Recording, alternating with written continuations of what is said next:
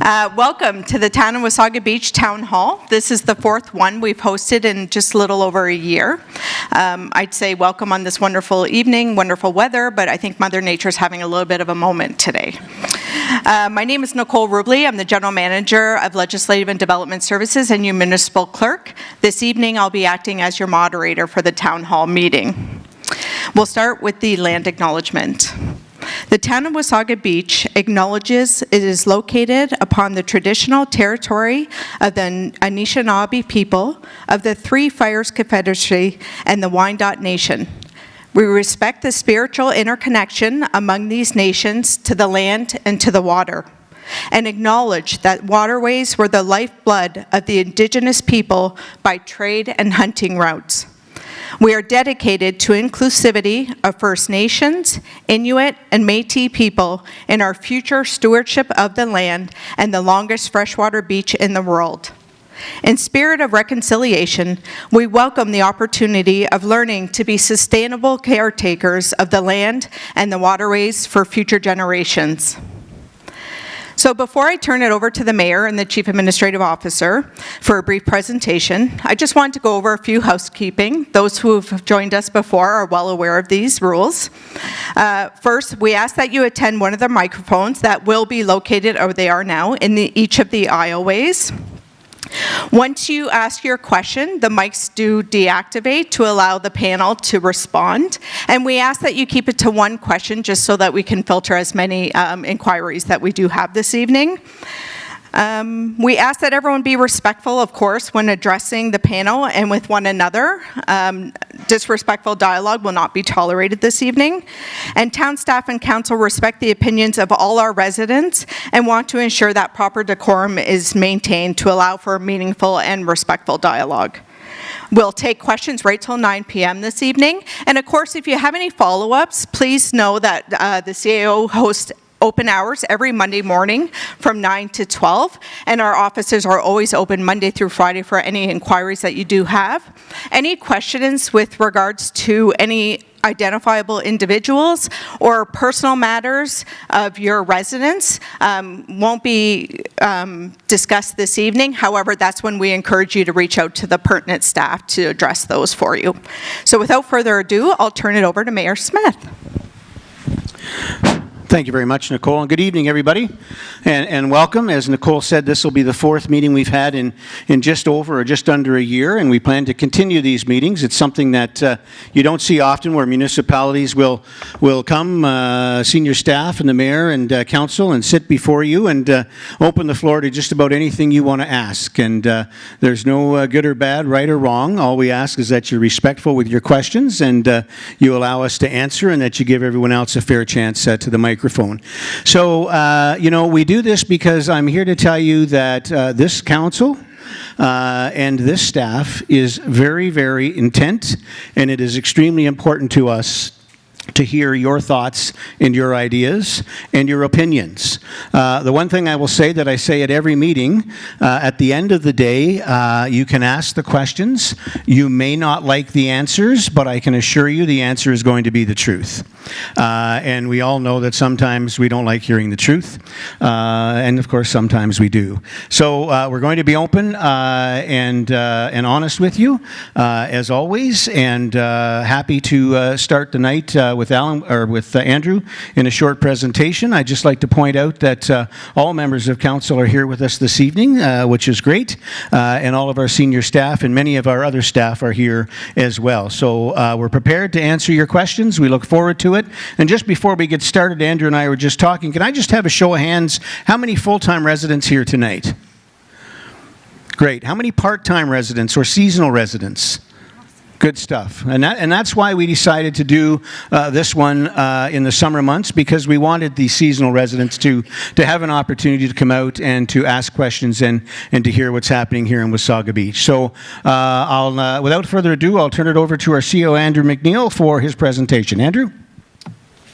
Okay, thank you, Mayor Smith. What I'm going to do is I'll try and keep this fairly quick.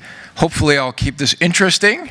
And I may preempt some questions that some of you may have, but Obviously, anything I touch on, if you want to drill down a little deeper and ask further questions, feel free to do so as soon as I'm done presenting here. Topic that many of you are watching evolve down at the beachfront. Give you a quick update on where we're at with construction down at the main beachfront. So Main Street itself is one of the first roads that we're working on. There's no new storm sewers being run underground right now, and that will connect all the way over to the river. So again, bustle of activity down here. The image on the left, the building in blue, the town recently acquired that building. That building will be torn down. We just didn't want to get in the way of Arnott Construction when they're doing all the work on the street. So that building will likely come down sometime in the early fall. Down on Beach Drive, again, I try to avoid social media as much as I can, but I do scan it just to keep an eye on things that are top of mind for the community. I've seen a lot of comments about why on earth would the town of Wasaga Beach put hoarding up and fencing up in front of businesses in the middle of tourist season. We have to do that. This is a live construction zone. Main Street, Beach Drive are construction zones. You cannot have the public walking in amongst there. Arnott Construction, again, great local company. We're proud to have them on this project with us. They get Wasaga Beach, they get tourism. They're doing everything they can to be respectful and keep as much open as possible. So the image on the right is Playland parking lot to the beach. So we anticipated actually the entirety of the beachfront being closed to pedestrian access this summer. They've kept an access point open for us. So that is great. There will be times between now and Labor Day where it may need to be closed. But again, they're doing their best to accommodate tourism. Beach Drive construction, next week, it's going to look a lot different than it does this week. They're going to start digging on Beach Drive, so it's going to be a very active construction zone. The real noisy, heavy construction, we're trying to keep after Labor Day. So there will be a sheet pile wall that gets built along the entire beachfront. It's going to raise Beach Drive 5 feet. That is for flood protection. That is a prerequisite in order to start new construction, because today, the Dardanella, those buildings that just came down, you could not build those buildings today. They would be in the floodplain, so we need to do this in order to reinvent the beachfront. That sheet pile wall is going to be loud and noisy because a big jackhammer thing bangs those piles into the ground. So that's why we're trying to keep that after the main tourism season, so that we can keep as much open to help our local businesses as possible. The breakers, which is coming out of the ground on First Street, so this is the development by Stonebridge. They've got their footings in. They're going to be pouring the concrete in the basements, likely tomorrow. And then next week, you're going to see framing starting on these buildings. So these buildings are going to start emerging. These will be complete by the end of the summer, and there will be additional buildings behind these. So we're really looking forward to these. If you haven't seen some of the renderings, it's got a Nantucket type feel to it. At-grade commercial, so really a good fit for Wasaga Beach.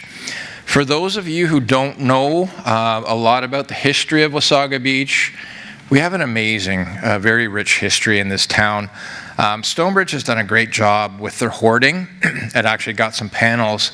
So Wasaga Beach through the ages. So I encourage you all, if you get a chance, go over, take a look, walk along there and read the panels. They are actually quite interesting. During this time of transition, again, I've mentioned and I will continue to mention, we're trying to do our best to keep the beach as normal as possible. We want tourists coming here. And again, we've torn down the bathrooms, we've torn down restaurants, etc. So we're trying to have some temporary things in place for people to use. So images on the right, we've put in some trailers. I will tell you, the beaver tails is dangerous. I went down there last week and had one, and it is phenomenal. Smash burgers, if you haven't tried it, they are excellent as well. I need to lose weight, so I'm trying to avoid it, but it keeps drawing me there. We just strung some lights overhead a couple days ago. Again, trying to give the best ambiance we can. I've been down there virtually every day, just keeping an eye on tourists, and they're still coming. We're getting decent crowds, a lot of families, which we love to see. Families are absolutely our target market here. That's who we are trying to bring back to Wasaga Beach. Hopefully, once our hotel is built, we'll get them to stay here more than a day. They can come here for a couple weeks. Washroom facilities, absolutely critical. You see the top left image, we just installed some washrooms that thankfully the province is paying for. So we got those installed last week, and again, a little bit better quality than porta potties, so we were glad to get those for our visitors. I've been keeping an eye on the parking lots. Generally, they've been full. July has been a fantastic month. The one thing I will say, 30 degrees, sunny, it doesn't matter if you have buildings and great bathrooms. People will come to Wasaga Beach just to go for a swim. But we are weather dependent. We have a seasonal economy. That's what we're trying to fix. We don't need to build for 30 degrees and sunny because people will come here regardless. We need to build for today. When it's cold and windy and rainy, there needs to be great stuff here to attract people and get them to stay here for a long time. So that's what we're focused on. You'll hear me say that repeatedly.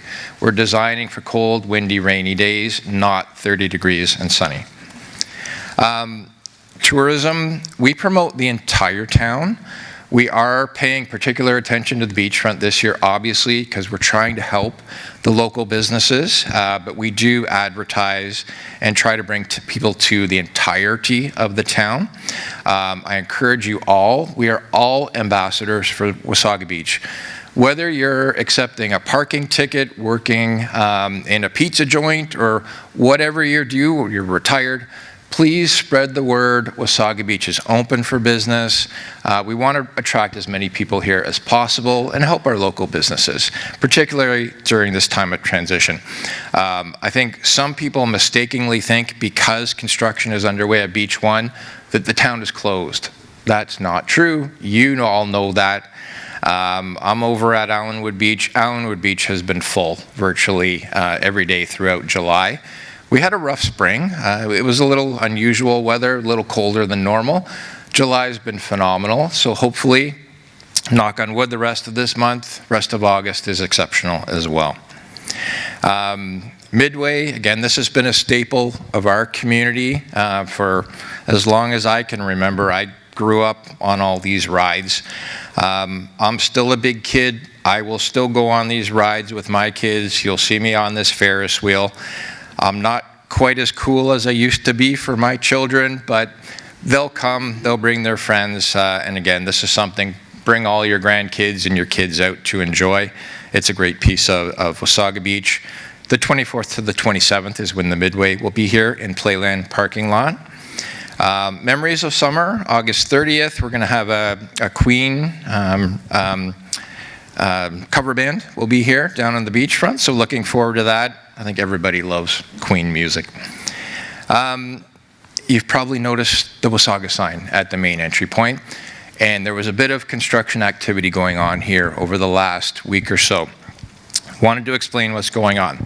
So when we purchased this land, 304 Main Street at the gateway to our community, we did this because we were trying to stop the cycle of land speculation. The municipality wanted to control this site so that we could get high quality development on one of our main gateways to our beachfront. We will be doing that. An RFP will be released in the not too distant future seeking a development partner. We did know, eyes wide open, this used to be a gas station. We did know there were tanks in the ground. We had a phase 2 environmental assessment that had taken a look. The actual tanks were not that old. They were actually not replaced that long ago. So again, nothing is ever without risk, but we were quite comfortable with what we were purchasing based on the information we had. We were going to leave the tanks in the ground, and when a developer comes on board, we were going to have them do all of the cleanup work. Our insurance company said to us, no, we want you to take the tanks out now. So that's why we went in. The insurance company wanted us to take them out. It's fine, we did it. We designed the sign specifically so that it was clear of the tanks, because we knew where the tanks were. So the machinery was able to go in, pull the tanks out. We'll get our guys in over the next couple days, repair, and get some hydro seed down and get the grass growing so that it looks great for the rest of the summer. The cost to remove the tanks was $28,000. We are keeping a tab of every nickel that we spend on this piece of land. So the purchase price, interest payments, any cost of cleanup, any cost of removal of tanks, etc. All of those costs will be passed along to the ultimate developer, and we will be looking to ensure that we get every nickel of taxpayer dollars back from these lands. We're not trying to make money here, but we don't want to lose money. We just want to break even. So that's the goal here, and hopefully that answers a bunch of questions that people were asking on social media. Down at the main beachfront, again, our focus for the next few years is Beach Area 1, which is essentially the area in yellow. The area in red are what we refer to as areas of influence. So to the left is Beach Area 1, Provincial Beach Area 1. To the right is the town's Beach Area 2, but also Provincial Beach Area 2, and then Nancy Island.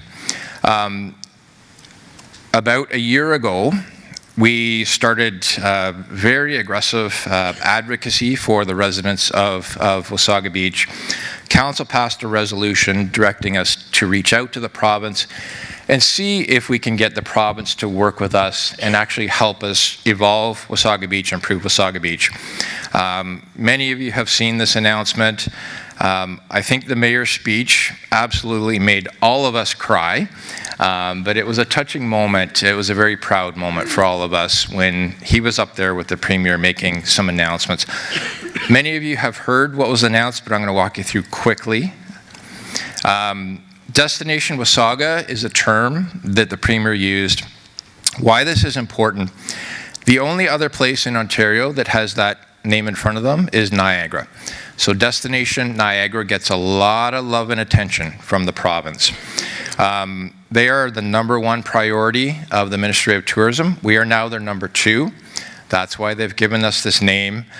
We have an amazing relationship going on with the province right now. We meet bi-weekly with an amazing team that are helping us to guide redevelopment in Wasaga Beach and grow this community. One of the things we are looking for is greater capital and operating investments in Wasaga Beach, and we got it. About a little over a week ago, the province gave us $400,000.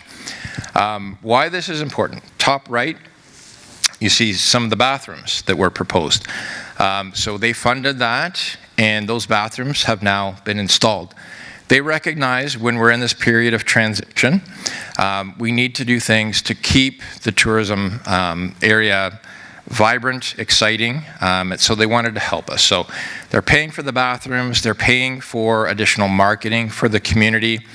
We're going to be putting some amazing hoarding, beautiful pictures, etc., along that fence that you see along Beach Drive. We've got some mobile tourism container that's going to be dropped off fairly soon, and they're also paying for a new beach rake. Why is that important? We are assuming maintenance. We're currently maintaining Allenwood Beach. The proposal is for the town to assume maintenance for a larger area of beachfront. We don't currently have the equipment. We were going to have to budget for some of this equipment. Come on in. Yeah.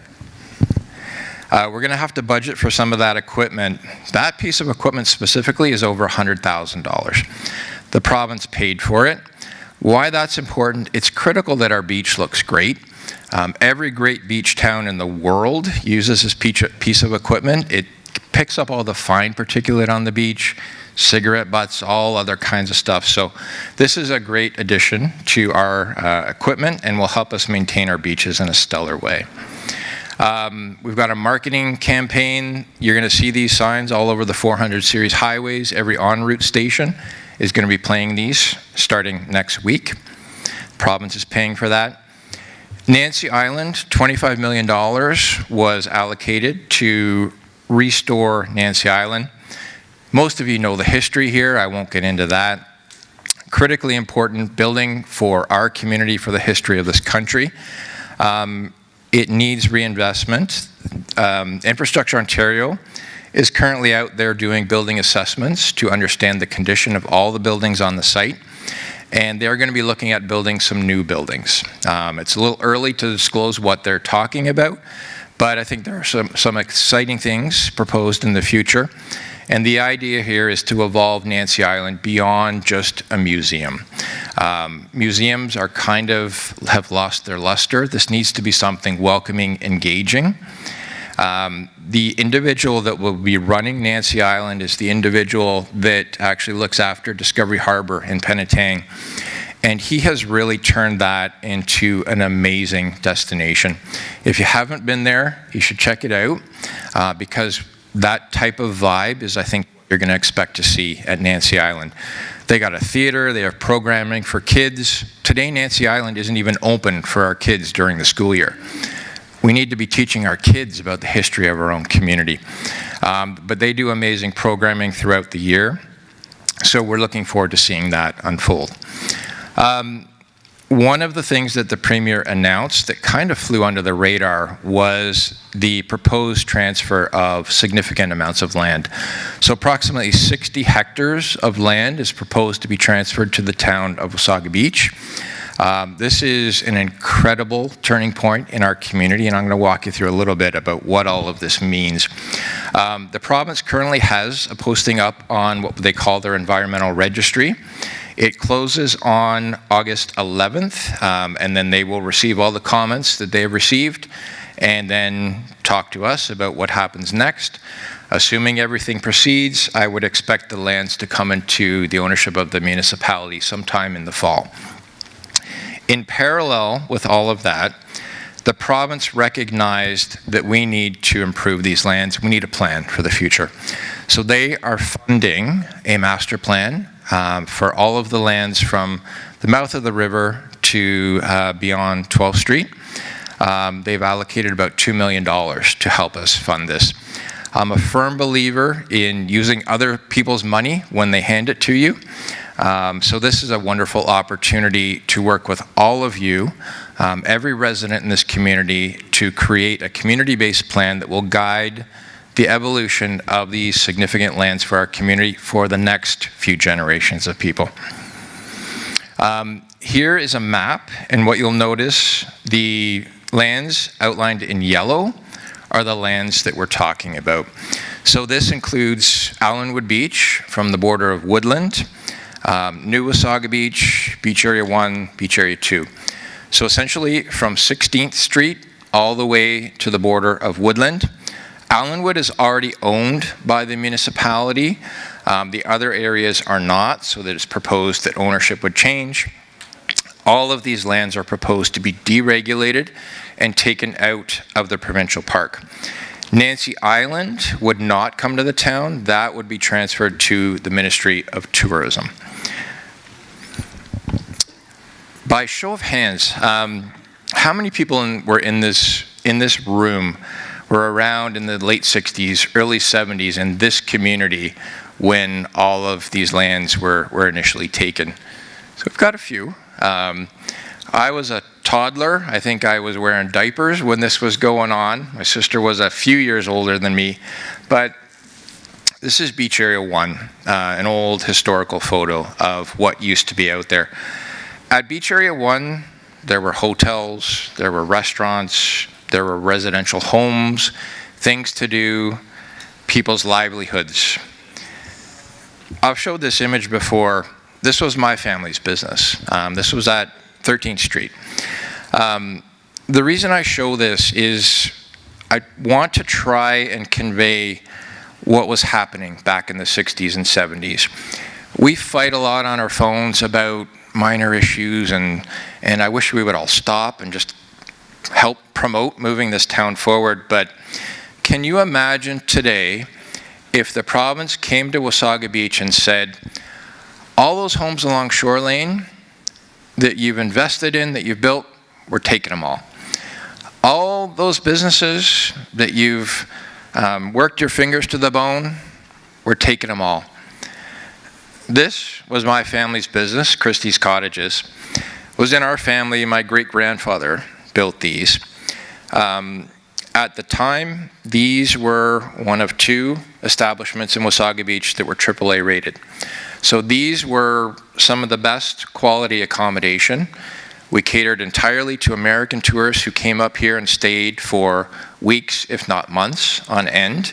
Repeat customers, again, we were known. People wanted to come and stay here. These were taken and bulldozed. And the land where these sat has been sitting there for 50 years. Vacant, the weeds are taller than me. That's one story, one personal story. Every one of you that put your hands up, I'm sure you all have stories of how this touched your families. There were literally hundreds of families that were devastated by what went on. That's what they did to Beach Area 1 in the early 1970s. I think Joni Mitchell wrote her song about Beach Area 1. But all joking aside, that's what was going on around North America. It's shocking. Again, I don't think any of us looking at this could imagine this even possibly occurring today. It never would. It would never be allowed. But that's what happened. Businesses were taken, homes were taken, they were torn down, and we built parking lots for cars. And whose cars? We were turned into a parking lot for the City of Toronto. That was the clear intention here. What does that mean? So we took businesses that were attracting people to stay for weeks, months, would come here and spend money and time, and we turned it into primarily a place for day trippers. Now, I've been in this community 54 years. I think I was conceived in that cottage court that I just showed you. I've watched this experiment my whole life. I watched it last weekend down on the beachfront. I love day trippers, wonderful families coming up here. They come up, they get out of their car, they open the trunk, 1 cooler full of drinks, 1 cooler full of food, and they go have a wonderful time on the beach. Fantastic. They leave their garbage, they get back in their car, and they go home, and we clean up the garbage. Sometimes they pay for parking, sometimes they don't, but the reality is day trippers don't spend a lot of money in our community. I love the fact that they get to enjoy Wasaga Beach. This is a jewel that we all should be sharing across the province, but our economy was destroyed in the late 60s, early 70s, and quite frankly, it's never recovered. My whole life, I've watched every year things be taken away. When I was a kid, there were carnivals and rides and Dinosaur Valley and Water World right here. My sister was a lifeguard at Water World. I worked at World of Golf right next door. This was an amazing place to be a kid.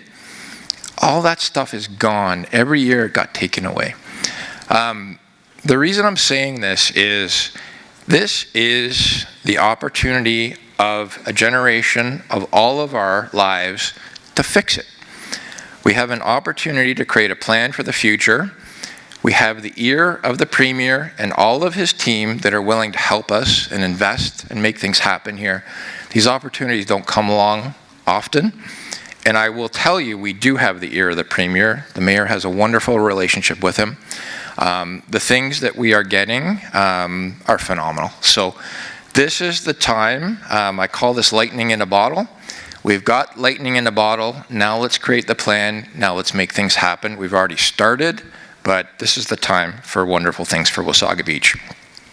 So that was 50 years ago. This is 50 years later. These were taken a few weeks ago. All of that wonderful asphalt hasn't been resealed, repaved. There's weeds growing through it. The shade structures, you know, you see the little rubber on the edges there so you don't pass out when you conk your head on them. This one's actually in pretty decent shape. Most of them are graffiti all over them. Some of the roofs are missing. The picnic tables, quite frankly, I would not be comfortable sitting at them. That's our wonderful boardwalk that was built 50 years ago that needs to be rebuilt. This is the world's longest freshwater beach. That's not good enough. When I go on vacation, and I'm going in 2 weeks, I work hard, and I want to take my family somewhere that we're going to enjoy ourselves. And for the people that are coming here and experiencing this, that's what they walk away with. We had to eat lunch on a gross picnic table. The boardwalk was falling apart. The washrooms were disgusting. Like, we have to do better. We will do better. And we're starting the process to make that happen. Heard a lot about piping plovers.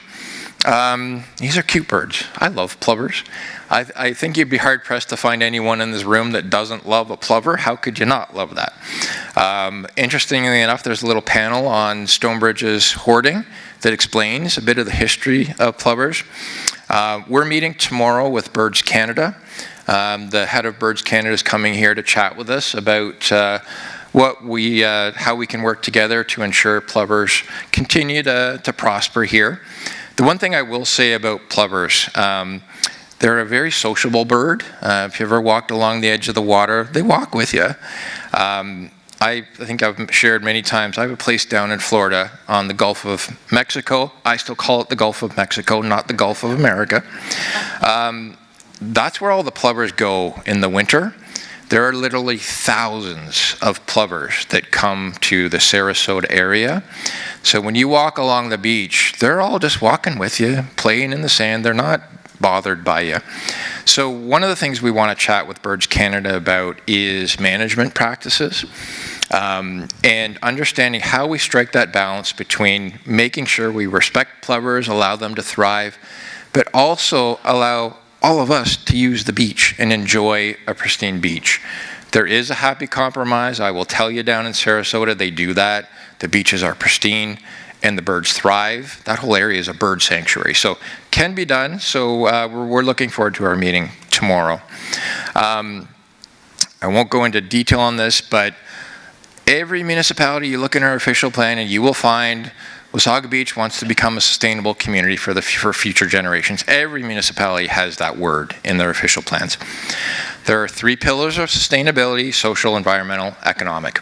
Some would argue that there's actually 4 pillars, cultural, but you can kind of blend that in with social.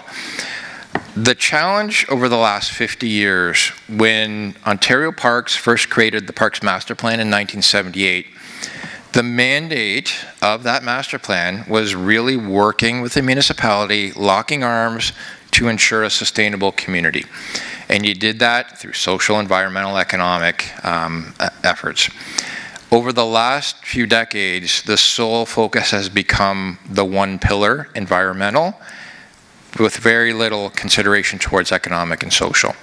Whenever you focus on one pillar and you ignore the others, think of it as a bar stool. Your bar stool gets a little wobbly and eventually it'll tip over. You have to strike a balance between all of these elements. That's what we're going to do. That's what this opportunity allows us to do. It's resetting the relationship and ensuring that we're allowing Wasaga Beach to thrive for future generations. And the last issue I'll mention, I saw some comments made about, well, why would you take these lands? Forget the fact that this is a gift of a generation that the Premier is giving to us to allow us to reinvent our history, but you're going to be saddled with all kinds of costs. This is just provincial downloading. No, it's not. Ontario Parks, one of the major sources of revenue for Ontario Parks is parking. We have this summer, for the first summer in our history, have been managing Allenwood Beach from Eastdale to Edwards. This gentleman lives right on this, and I'm sure he's happy about it. And I know there's a few in here that I recognize. We installed the town's paid parking signs the end of June. I think it was around June 20th. In approximately 25 days, we have collected $60,000 in revenue. Also recognize our council has allowed residents to park there for free. You get a parking pass, you can park at Allenwood Beach for free. So we're not even getting 100% utilization. I won't tell people about that, you want to keep people away, but so we're not even get 100% utilization of the parking at Allenwood because we've got locals parking there, which is fantastic. It's wonderful, particularly with some of the construction going on at the main end. This is a great place to go.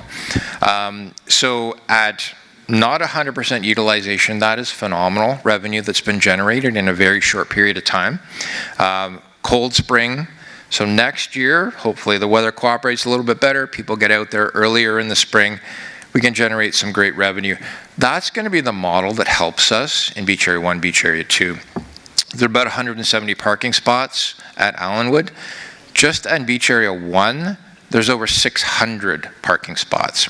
So that's 4 times the revenue that we're going to be generating just in Beach Area 1. The same will be true in Beach Area 2. So we will have to add additional staff. Kevin's team are going to have to be managing all this area, but we're fairly confident that a lot of the revenue that comes from parking will cover those operating costs so that the taxpayer won't get saddled with that. So, and again, that's what Ontario Parks has been doing for 50 years, so we know it works. So that's the story there. And I'm going to stop talking and open the floor up. So if there's anything I missed, feel free to ask us, and we'll do our best to respond. Thank you, Andrew. So we invite anyone that would like to address the panel to just enter over into one of the aisles, and the microphone is yours. And we'll start to my right. This might be slightly lengthy, but I'm speaking on behalf of several people that can't make it tonight. I'd like to further justice the proposal to transfer Beach Area 1 and 2, New Wasaga and Allenwood, from the Ministry of Environment, Conservation and Parks to the town of Wasaga Beach. There's several things that concern me about this. First, these lands are part of a unique coastal dune ecosystem. This represents only 1.5% of the Great Lakes shoreline and only 2 to 3% of the Lake Huron shoreline. So they're very rare and environmentally sensitive. According to the Lake Huron Centre for Coastal Conservation, a mature dune is valued at $3,000 per linear meter for its services of shoreline protection, water filtration, sand drifting protection. From a tourism perspective, the dunes provide natural beauty, and the trees in the adjoining parks provide much needed shade in extreme heat.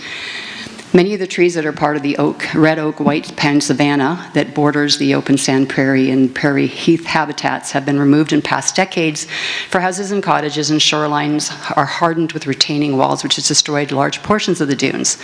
There are, however, still large stretches of dunes at many portions of the beach, along Allenwood, New Wasaga, at the point and the mouth of the river, and at Beach Area 1, which is currently under an area of natural and scientific interest, and its habitat, as you mentioned, for the piping plover, and at Beach Area 2 Park, as well as the Crown land at 13th and 16th Street. And I know, Andrew, you mentioned 13th Street. What's interesting is, yes, it's been vacant, but it's also been naturalized, so a lot of those dunes have started to recover. My concern is these are going to be very vulnerable to destruction if we're going to be transferring all that over for development. I understand the opportunity sees that there's development, in the transformation of the main beach, but I think we have to be really careful to preserve the remaining woodlands in Beach Park 2 and the remaining dunes along all of the lands proposed in this transfer. When the lands are under the guardianship of the Ontario Ministry of the Environment, Conservation and Parks, I feel their goal has been to preserve, and the management of these areas are in the hands of scientists. Sorry, ma'am. Yep. Sorry, we're just going to ask if we Quick can question. go to the question. Yes, please. Question, yeah. And I'll remind everyone in attendance that ERO that Andrew discussed earlier, so that's the comment period, so that's where you can enter a lot of this great information that you have in and provide your comments, but if you have a question, we're happy to address as well. Yeah, so, well, I guess I'll skip to the middle part, but as climate changes dramatically and affects global weather patterns, we need to be prepared for extreme weather events like flash floods. We need to recognize that the naturalized dunes with native grasses and plants are the best form of flood mitigation, and while the forests and the trees buffer the winds, reduce blowing sands and snow. Equally, more importantly, they provide natural beauty. Sorry. I have a question to kind of finish. Yes. No, if you could just ask the question. Yeah. Sorry. So with the rules and bylaws that you establish now is going to shape our town for generations to come. So based on the likelihood that this transfer from the provincial parks to the town will occur, I'd like to know what your plans are for these for the lands and how you're going to balance the development with environmental stewardship and try to preserve some of the existing dunes so they're not all completely destroyed. Thank you. And between Andrew and Kevin, I believe, and his worship. I'm happy to start. We've actually put out an RFP to bring on a team to help us create this plan. We've asked for an ecologist to be part of that team. We absolutely 100% agree with everything you just said. Dunes are important. We will look to preserve those. Anything we create, the plan that we create, will look to be sustainable, and that includes incorporating best practices for beach management, et cetera. So we absolutely agree with everything you just said, and we will look to incorporate that into the plan.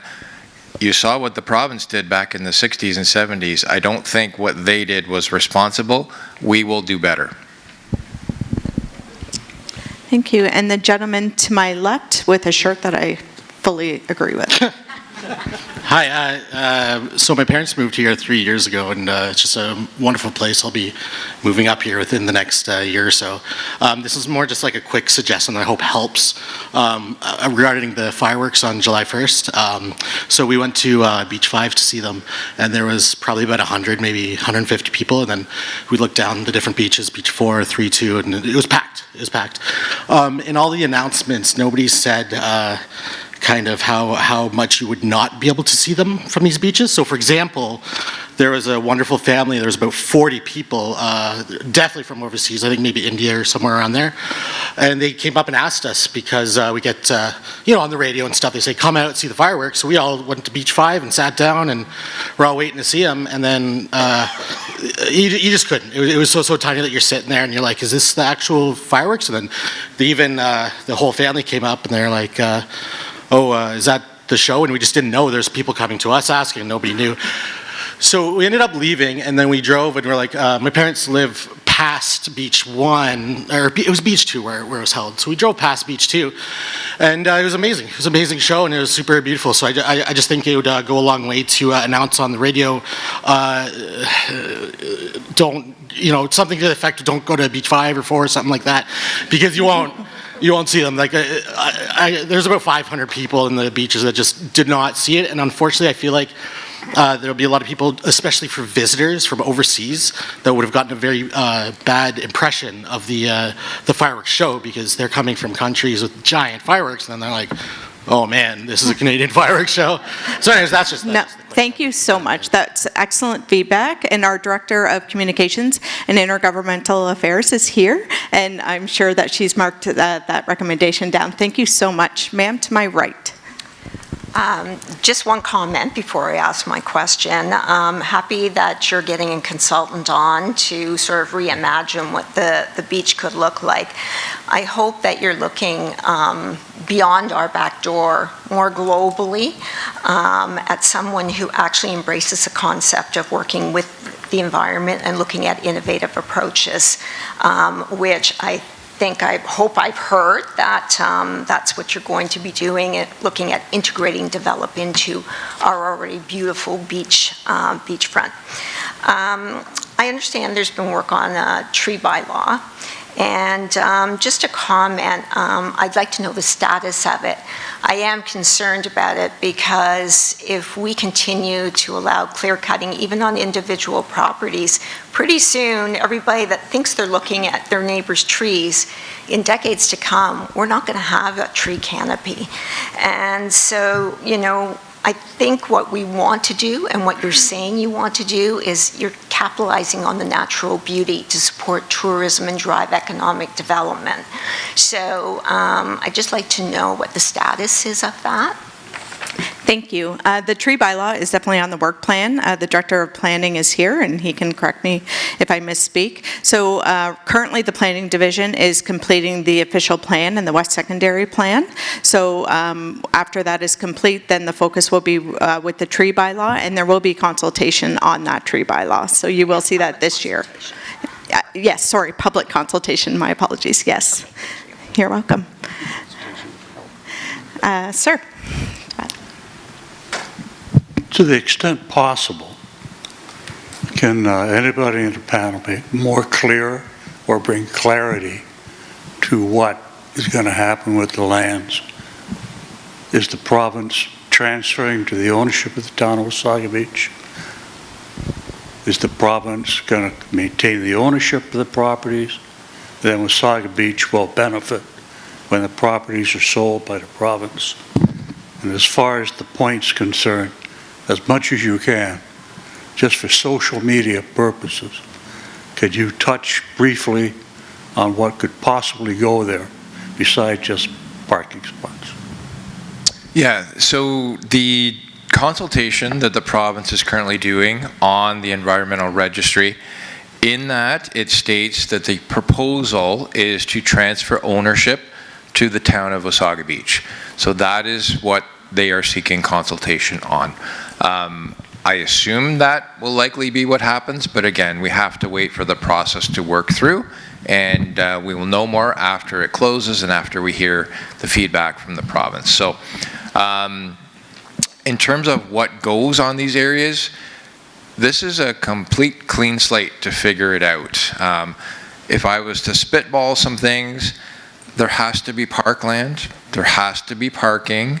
Beyond that, we're probably, again, this is going to come from all of you, what you want to see, likely some attractions, some restaurants, some commercial. There will likely be some residential. So again, I think we can all work together to figure out what this plan is. Nobody sitting up here has any preconceived ideas.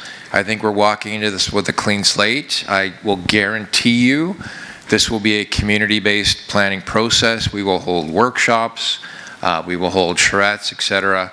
And all of you will have a role in shaping this plan. And we're going to actively listen, and we're bringing in the best of the best team that we can find. Somebody mentioned over here global talent. I will share with you in the RFP, the one thing we were prohibited from doing, we're not allowed to hire an American firm. Because so the province is paying the bill, so that was a criteria. We have to respect the proclamation from the Premier. But beyond that, it's open to anyone on the planet who's in this field. And we've got some great takers, and we're looking forward. I didn't mention timing. It'll close in August. We hope to have the team in place in August, and we will jump in immediately. So you will see workshops being advertised September, October, November, etc. I hope to be in this room a year from now with the plan done. That's the goal.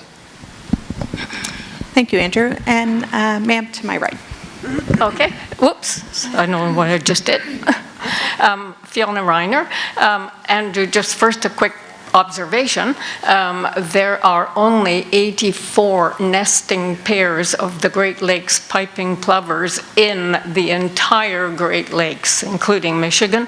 So I think what you were seeing at Sarasota was an awful lot of sandpipers and other things in the mix, because there can't have been thousands of the Great Lakes piping plovers. Just a clarification there. I also need a little bit better clarification. You said something about meeting with Birds Canada and looking at how you can, I can't think exactly how you put it, but how you can work the balance of tourism in with the piping plovers.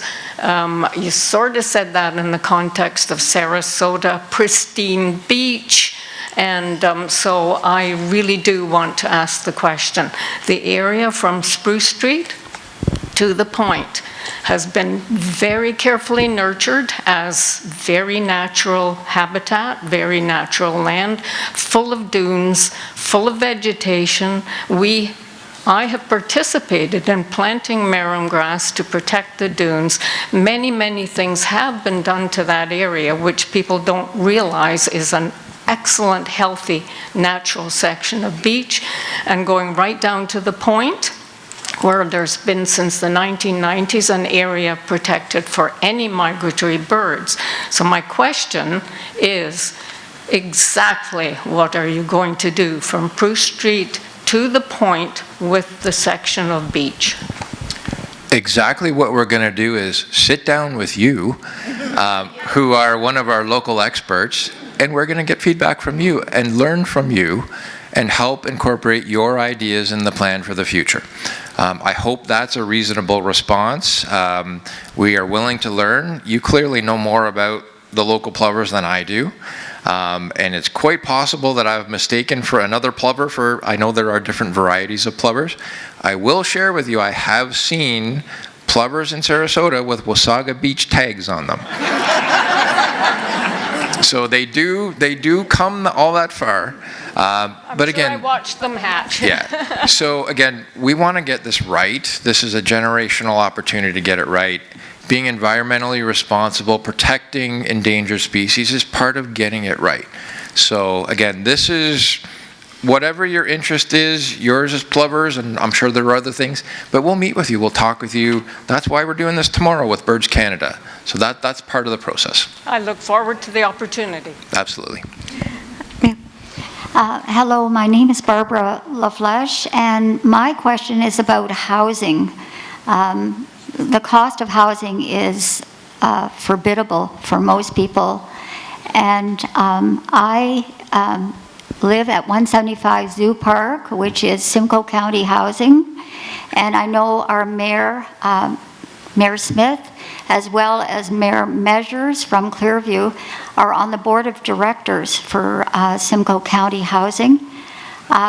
We are recently suffering, in the past it was the big drug issue, but now it is about abuse of bullying, and some of the residents that are being bullied are needing to leave. In this, we've asked about moving, but we were told that to move anywhere else, our rent would be doubled, which would make it impossible to move for most people that are in the situation like myself on old age and CPP benefits. I would like to know, does the board of directors have a policy of doubling rent in 4 years? And in 4 years ago, it was affordable housing, and they're calling double rent now affordable housing. And I just want to ask that question. Well, thank you, Barbara, first for having the courage to stand up and speak about it, and thanks for being here tonight to bring this to our attention.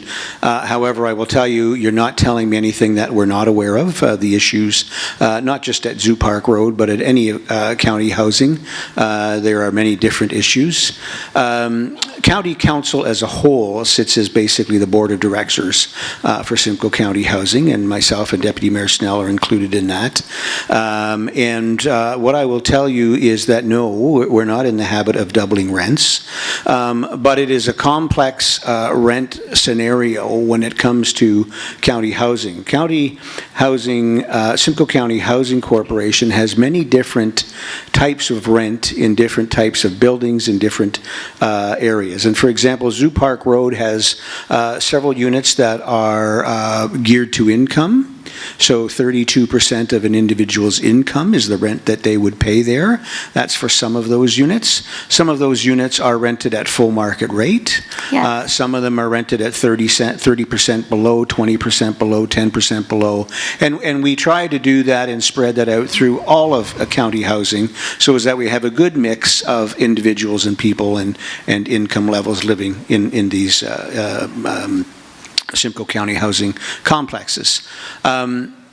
I don't know the specific case, your specific case that you're talking about. I understand that there was some issues there with respect to drugs and people coming in and kind of taking over, and I think we've dealt with that now with the OPP, and we've got through that, and I understand that there are issues with neighbors, not just on Zoo Park Road, but in many, if not just Simcoe County buildings, but any building, and we have complaints every day at the town of Wasaga Beach from one neighbor against the other. Don't like the color of their fence, don't like the fact that they've done something in the ditch, whatever. So I would have to sit down with you, which I'm happy to do, and also sit down with the director at the county, Director Baguette Fayez, Mina Baguette Fayez, to talk to you about this. I can only assume, because I don't know your whole case, is that if they move you from where you are currently to another building somewhere else, that perhaps the only thing available is rent that would double your rent. And so until that's available, or something else more comparable to what you have is available, you have a choice to stay there or move and pay more. I can tell you that the county in no way is in the habit of moving people to double their rent. That's not the business Simcoe County Housing is in. We're in the business at the County of Simcoe to provide affordable housing to the absolute best that we possibly can.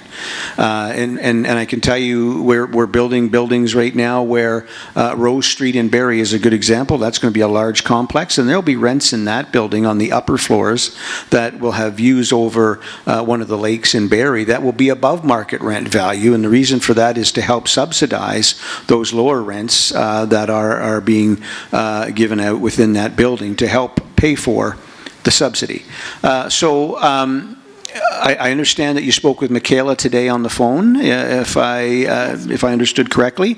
If you want to give Michaela a shout again tomorrow, my office, she'll be glad to set up a time to have a conversation and/or set up a time and date that we can sit down with General Manager Fayez Baguette to have the conversation to see what it is we can do. I think it's important to point out that the County of Simcoe does great work in the social housing and affordable housing business. However, affordable housing is a pandemic throughout North America. It's not just here, and it's very complicated. But the County of Simcoe, compared to many other regions or most other regions in the province of Ontario, is right at the very top of the list in the quality that we offer and the amount that we offer. And you know, I'm very proud to say when I was mayor from 14 to 18, we secured the 99 units of affordable housing on Zoo Park Road. And in 2027, hopefully 2026, as things are moving right now, the Deputy Mayor Snell and I are working hard to make sure that the other 99 units can get built here as quickly as possible as well. But that is still going to be far from enough units. So please reach out tomorrow if you would. Michaela will set up a time that we can have an in-depth conversation and do what we can to help, not just yourself to even move, but to fix the problem so you don't have to move. I think that's what's most important. Well, it's not only myself, I'm aware of that. Mr. Mayor. It's a number of people that are suffering physical abuse and bullying at this location. So I would advise that those individuals contact the OPP each and every time. That is what's going to help us at the county evict people.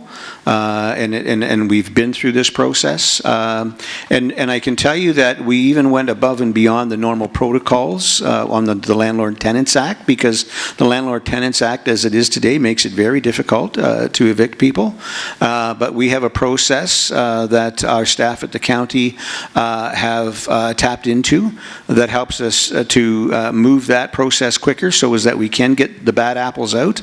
But we can't do it if we're not aware of it each and every time. It's important that that be documented, especially if there's individuals, specific individuals that are doing this bullying and so on and so forth. So happy to talk to you more offline tomorrow so as that we can help to, again, improve the conditions there. I appreciate this so much, as these other people that are enduring this will appreciate meeting with you as well. I do want to add one thing. You have a jewel here in Wasaga Beach. That's your library. The library staff is so wonderful. It is a place that people can come and feel very safe and welcomed. So I want to thank you again for that. Well, thank you, and don't just thank me. Again, very proud. Our council is very proud of the staff here at the town of Wasaga Beach, not only at the library, but in all of our departments. We don't get it right each and every time, but we do our very best, and our staff work very hard to make sure that you have the quality of service that you have. So thank you for that. Appreciate it, Barbara. Hi, my name's Dave. I'm a resident here. My question is about the beach renovations, and does anything involve the river? Are you planning on doing any sort of harbor? Is the river going to be opened up for more boating traffic? Has that been a thought, or? I'll start, and then Kevin, maybe you might want to add. I think anything's on the table. This is the time to dream, folks. So as part of this plan, trying to create a harbor or a marina, a public marina of some sort, I think is something that we can absolutely take a look at. I know these ideas have been talked about for decades. Over at Town Hall, we've got 2 plans that were done, one in the early 2000s, one I think before that looked at a couple options. The key thing that we want to try and do, and I know the folks who are looking at Nancy Island recognize the importance of connecting to boat traffic on Georgian Bay. There's a lot of boats that go out of Midland, Penetang, Collingwood, etc. So if we can provide an amenity that can bring those folks in here to spend time and money here, I think that's a good thing. So that'll be one thing that we look at. Kevin, I don't know if you want to add to that, or did I cover it? It's pretty good. Okay. So just one of the curiosities I have, though, that the river itself, like I have a small fishing boat, in 1.5 foot of water, I can barely make it through the channel. Right. So there's the bigger boats are definitely not going to make it through. Yeah, so there's a few options. One is some kind of a marina in the actual river. You're right, it's really shallow.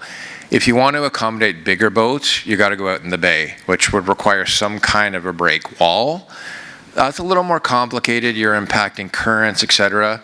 Again, this is not unheard of. It has been done in other places. We can take a look at it, but it is complicated. But again, we can take a look.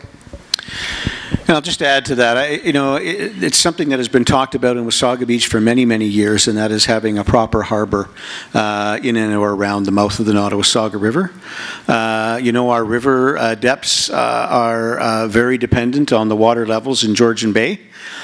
We've had great river depths for the last 7-8 years, and now we're over the last couple of years we're seeing, as the water recedes in Georgian Bay, that of course our river depths are much more shallow. I remember times as a kid where I could walk across the river and touch the bottom the whole way, and I remember times where I had no choice but to swim. And so this isn't new, but this plan that we're looking at is it's an opportunity, as Andrew said, to dream, and it's an opportunity to encompass any and everything that we think is going to be the most important and most viable and sustainable and affordable way for Wasaga Beach to move forward. I've had a few people who have said to me, why are they spending $25 million on Nancy Island? And why would you spend $2 million on a plan to look at Wasaga Beach from the mouth of the Nottawasaga River to 16th Street? This is provincial money not well spent. And you may have heard me say this before, but at the end of the day, we all pay our taxes. You pay your municipal tax, you pay provincial tax, and you pay federal tax. And I don't know about the rest of you, but I would much rather the province of Ontario be spending our tax dollars that we've been sending out for years to the province of Ontario back here in Wasaga Beach for whatever reason, as opposed to anywhere else. And so we've got this opportunity, as Andrew said, when it's other people's money, we're going to find a way to spend it. It's a once-in-a-lifetime opportunity.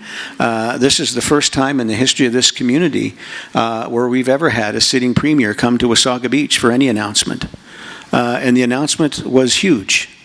And it took a lot of work on behalf of staff and council. And we do have a great relationship. So, you make an excellent point when you talk about the Nottawasaga River, because it's not just about the beachfront.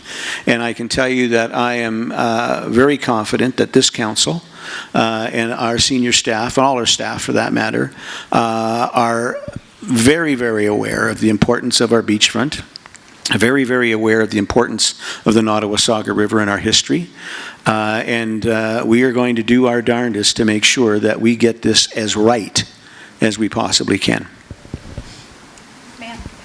Good evening, my name is Louise. My grandfather purchased land in 1954 in New Wasaga, so we're seasonal residents. I know we're in the proposal stage and we're dreaming about plans. But you did mention if we get Beach Area 2 from the province, 1 in New Wasaga, you already have Allenwood. You mentioned that residential was a possibility. I don't understand. Can you give me an example of how we would use that land for residential purposes? Again, let's let the process unfold and create the plan together. Is there an opportunity to incorporate residential into a plan? Of course there is. Again, I envision it as mixed use with parks and parking and things to do and places to see, attractions, places for people to live. There's nothing wrong with that. It's doing it in the appropriate manner. We're going to bring the best of the best to the table to help us figure out how to do that. Again, I don't want to talk about the details of the plan because we haven't even started drawing the plan just yet. I'm not asking for details. Yeah. I'm trying to get an example of the province would transfer ownership to the town. The town would go through the planning process with all our input. What is an example of residential? Like, would you be selling that land to people for private cottages? Or are you talking about, is it residential for the community and it's government-owned or Simcoe County? I don't understand what residential use you would use it for. Again, we'll figure this out together. I don't want to. Can you give me an example? Well, maybe. What is it? Maybe I could give you an example. Yeah, please, give me an example. So the province of Ontario, other than Beach Area 1 to the mouth of the Nottawasaga and Beach Area 2 to 12th Street, or a little bit past in some areas to 16th Street, also owns a ton of land in Wasaga Beach that is currently vacant lots. These are homes that they took in the late 60s, early 70s. If you drive along Shore Lane, for example, you will see beautiful homes, you will see wonderful, quaint cottages, and you will see a vacant treed lot. And many people would say, how is it possible that this vacant treed lot sits on the longest freshwater beach in the world and has never been developed? It's because they took it. And when, back in the day, Eugene Langevin, who was the Reeve and the Ratepayers Association, took the province to task and actually went to court, the courts agreed with the Reeve and the Ratepayers Association that, no, the province can't be doing this. It's wrong, and you need to stop. But what they didn't do was they didn't make the province give anything back that they had already taken. They just didn't let them take any more. Thank you. And so myself and the Premier did a great drive, a great tour through Wasaga Beach, and I pointed out all of these areas on Beach Drive, for example, Shore Lane, where we have blocks and blocks on the south side of Shore Lane that are, just treat areas. And we have all of these lots, probably 80, 100 or more, prime waterfront lots, infill lots that are fully serviced with water and sewer and gas and all of the utilities that should have been residential properties. That has cost you, the taxpayer of Wasaga Beach, over the decades, hundreds of millions of dollars. You haven't got development charges for that in order to improve roads and infrastructure.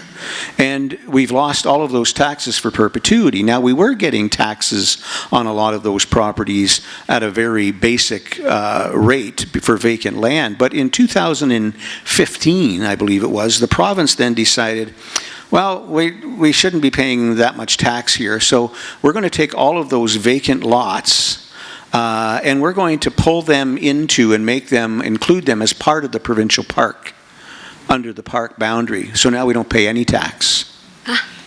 So you have lost, again, hundreds of millions of dollars over the year on these properties. So when we talk about residential, that's one example. Another example could be if we were to attract, let's just say, a Great Wolf Lodge, for example, and a hotel. There would be some residential with that, possibly some hotel condo units or whatever in the specific section. Part of the business. And we don't know exactly until we go through the plan what parts, if any, of those could be deemed residential. Because remember, the province of Ontario and Bill 23 is all about building more homes faster, and it's a reason why they're doing the things they're doing in many ways. And so until we get through the plan, until we know exactly what the province is going to turn over to the town, until we're able to sit down then with the experts, look at a map, and to have all of that public consultation, we can't say exactly if anything.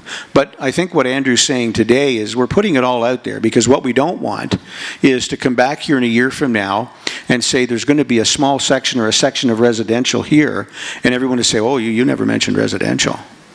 So today I think it's important that we say everything included, mixed use, so is that opens the door and leaves it open for us all to sit down, to work together, to work with the experts, to work with the province, to listen to the people of Wasaga Beach, and do the best we can. And I'm going to promise you one thing right here and now: not everybody's going to be happy no matter what we do.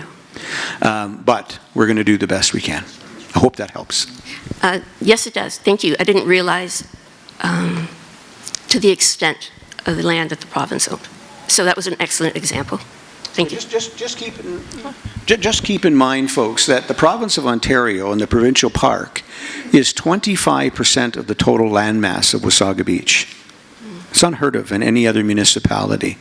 It's a huge amount of land, and there are lands that aren't waterfront. There are tons of lands all throughout this town that the province owns, and quite frankly aren't aware of everything they own. They're quite surprised, and the Premier was quite surprised when we did the trip, and I was pointing out all of these properties that they own so much.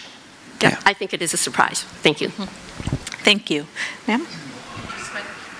Oh, is it on? I don't know. Oh, you just mentioned that we're not all going to always agree, and thus is life in a pluralist society, so I appreciate this forum, and I appreciate this chance.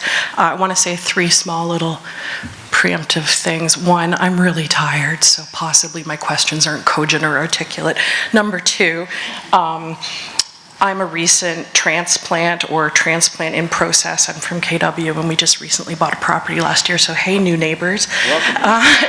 Number 3, you were talking about working with the Premier. My childhood friend, David Eby, Premier of Ontario, is in KW, hanging with my friends.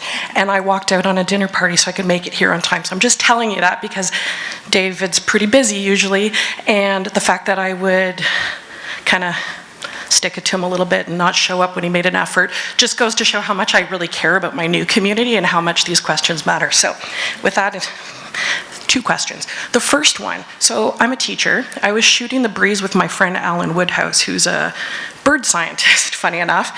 And over the years, I've had him in my classroom because he's really one of the preeminent scientists in Canada as an ornithologist about this.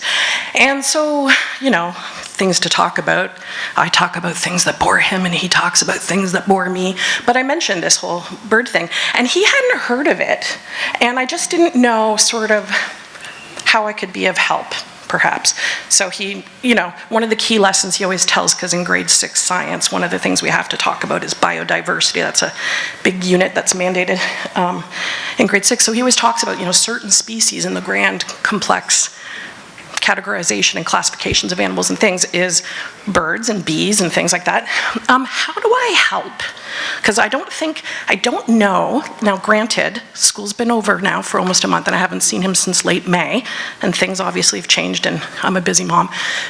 The field on ornithologists of Ontario, how do we connect like the scientists that have that? Because Birds Canada is one organization, right? But there's other organizations in Ontario, and like people like my friend Alan actually do reference that song by Joni Mitchell. And you know, once a species is gone, it's gone, right?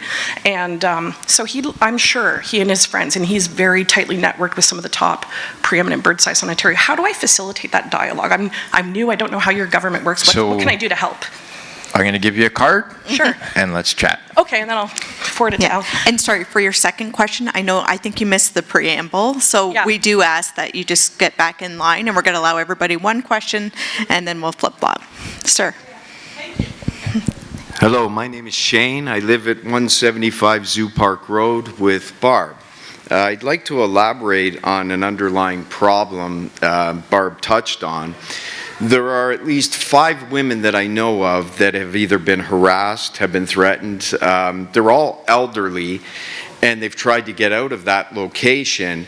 But unfortunately, the only way they can get out, as Barb mentioned, is by paying upwards of double the rent while being penalized for ignoring the problem to begin with. Then on top of that, you touched on, Mr. Smith, you touched on the police. Well, it's a two-part responsibility. There's the responsibility of the landlord themselves as per providing a safe and sound environment, which is under the Landlord-Tenant Act itself.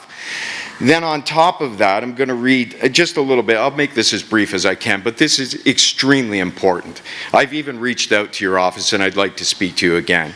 I do have my law degree. I've been fighting social injustice best part of my life. And there's an article here I just want to touch on, especially the point that you made earlier, Mr. Smith. This is from Simcoe.com. It actually touches on these very issues. It says, Simcoe County Housing specifically regarding a lack of accountability related to social housing properties and their impact on the town. So this is a systemic problem that's been festering God knows how long. But it affects the tenants, you know, on a large capacity. Me being one of them, I moved up here due to health concerns 4 years ago. I ended up, my life's been threatened twice by total strangers that don't know me on any level. I ended up facing a unlawful eviction and a false charge. Fortunately, I prevailed on both fronts. But nevertheless, now I have an ongoing anxiety because it all resulted as of social bullying. And I even approached the landlord prior to this all going down. But instead of actually working with me and being proactive, they actually worked against me. Now I can prove every single thing I've said here today. So thank you, and we did touch on this earlier when Barb spoke about it. So I did want to just kind of go on what Mayor Smith said. We do have enforcement meetings, joint agency enforcement meetings that we hold bi-monthly, and we discuss all the issues that happen within the town. So we will definitely raise this again for that property. And Michaela is here, the mayor's EA, and we encourage you to make that meeting so that we can address that. Just two more This points. is not the forum. I'm sorry, I'm just gonna... Just 2 more points, if you don't mind. 2 more. I ended up, it's important that Sorry, sir, but everybody hears this. No, I understand. I ended up with a heart condition, which is heart disease, which is actually one of the main diseases related to ongoing stress. Is this relevant? You're absolutely it is. But just one last thing in reference to the article that I wanted to mention to you, because it's a valid question. Sorry, sir, we're going to have to, again, we're happy to chat with you after the meeting. We'll set up a follow-up meeting with you, but we're going to have to move on to this gentleman. No, sorry, sir. Sorry, sir. We have to hold the rules. One more simple question. I'm going to go over to my right. Thank you. Exploring the possibility of forming a local affordable housing committee. Excuse me, sir. If you want to ask or make another point, then I ask go back at the end of the line, and you can come back and make that point. Okay, you don't have to. I poured my heart out, and it's almost like you're showing a tone with me. No, I'm not showing a tone with you. Well, I'm just asking you, sir, to be, you know, fair like everybody else. The last lady that just spoke before you was asked to go to the end of the line and come back for her second question. That's all we're asking. I absolutely understand the magnitude that this can have on an individual. Okay, sorry. But I'm not going to debate it with you here and now, I can tell you that. Yes, sir. Hi, everyone. So I just want to start off by saying, you know, I don't envy any of you up there, anyone that decides to get into politics. It's kind of a thankless job. You know, and like you said, Brian, doesn't matter what you do, someone's always unhappy. Secondly, I'd like to say thank you for holding these. They're informative.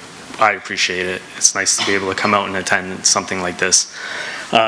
Next, I just, out of curiosity for myself, you know, it seems like Beach One is the topic all the time. So show of hands, like who is happy? And don't be shy, don't, you know, let's be honest. Who is happy with the direction that Beach One is going? Show of hands. I don't know enough. So, you know, it's kind of split, right? And me personally, Look more. I think it was majority from where we're sitting. I don't know. Personally, I'm happy with the direction it's going. So I was born and raised in Brampton. 2006, I moved to Alliston. I just moved up here in 2023. With Alliston, the 18 years I was there, I think they built like one school and they put a Burger King in by the time I left. Like, you know, it's nice to see things progressing. I'm happy with the way it is. You know, example like this weekend with this Foam Fest and stuff. It's great having things like that come into this community. The organizers are going to be making tons of money off it. They're probably going to pay you guys a small permit fee. But where do the people go?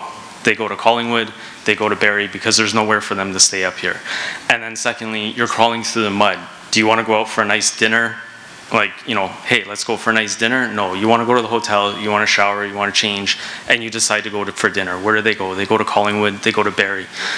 You look at Collingwood, Collingwood's done, I think, a fabulous job. Like, they have the winter locked down. Summer, they've done great transitioning into, like, you know, biking, the spas, everything else. Brian, you took the words out of my mouth. Like, I would love to see it, something like a Great Wolf Lodge built here that does, because it's hard for, in the winter here, you know, for a nice restaurant to build where they have 3 months of, we're not Myrtle Beach, we're not Sarasota, where they have 3 months of boom and then 9 months of ghost town. It's very hard to survive as a business. So I would like to see things like a Great Wolf Lodge where we do have tourism throughout the winter, and that would be a suggestion of mine. And it'd be nice to hear people come up, because you guys are always asking, oh, what are you gonna do? What are you gonna do? Social media sounds awfully loud all the time, but in these places it seems awfully quiet. So what are the suggestions? What do you guys want to see? Like, let's hear it.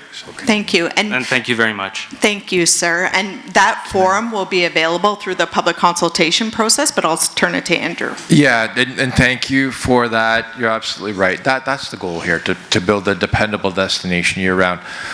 You don't need to come up tonight and fire all your ideas. We will set up multiple workshops. There will be plenty of opportunity to have all of your ideas heard, but we'll structure that as inputs to the creation of our plan. I just, before we go on to the next individual, I just want to make something very clear. At no time did I say we were getting a Great Wolf Lodge. All right? So I don't want to see social media tomorrow, although I know I will. Mayor says Great Wolf Lodge is coming to Wasaga Beach. That is not what I said. I said we'd like to have the ability to attract something like a Great Wolf Lodge. And so I think it's imperative we clarify that. And I thank you for those comments. And, you know, I've had a few people say to me, you know, why are you starting this now? The time's not right. Why didn't you wait till September to start Beach Drive? And the answer to that's quite simple. We could have started in September, but then we'd be 3 summers as opposed to 2 summers. I mean, time marches on. Whether we do it this summer or another summer at the end, we're going to be tied down for 2 summers. And so the time is now, the province is here now, the dollars are here now, and it's time to happen. And when is the right time? The right time to do this, ladies and gentlemen, was 25 years ago. It was 20 years ago. It was 10 years ago.